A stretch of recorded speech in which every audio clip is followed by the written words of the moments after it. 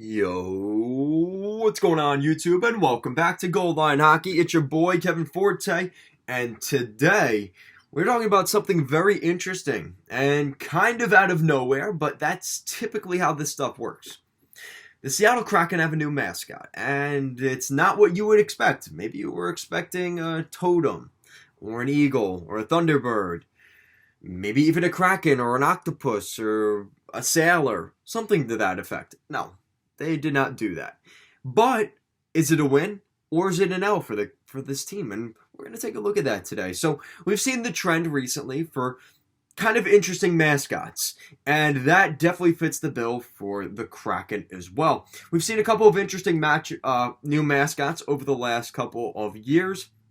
Most recently, the Vegas Golden Knights, the most recent expansion before Seattle, they brought in Chance, the Gila Monster, which is Gila Monsters live in Nevada, so that made sense, but you were obviously expecting like a Golden Knight, right? Or something to that effect, which they already have, but the Gila Monster, which I think he changed his name, it was Chance, and now it's something else.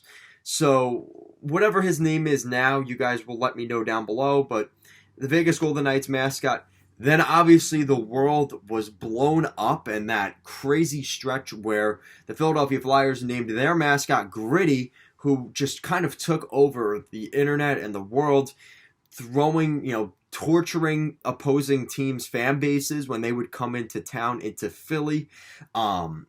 It's kind of become the new thing. If you want to build an identity for your fan base and your team and probably produce more dollars, you need kind of a wacky mascot.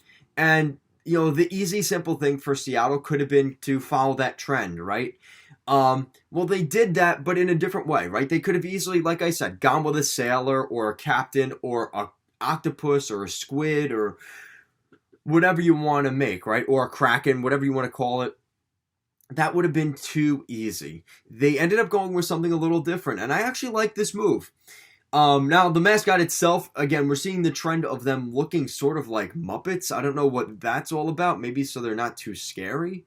Look up Skates, the Chicago Wolves AHL mascot. That's one that'll give you nightmare fuel. And this isn't in that same vein, but I would be kind of freaked out if I saw it in person and didn't know what it was. I'd be like, okay, why is that there?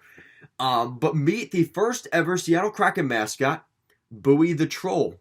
Buoy is said to be a nephew of the Fremont Troll, the 18-foot, 13,000-pound concrete structure situated beneath a section of the Aurora Bridge. That troll was created back in 1989 by local artists Steve Bonatis, Will Martin, Donna Walter, and Ross Whitehead in an art competition to spruce up the neighborhood. So, obviously, this is kind of paying homage to certain local things in Seattle. And it kind of fits the whole mythical theme, which I think is nice. Buoy, the name, definitely different. But I can't say I hate it. I think this is a win for the Seattle Kraken.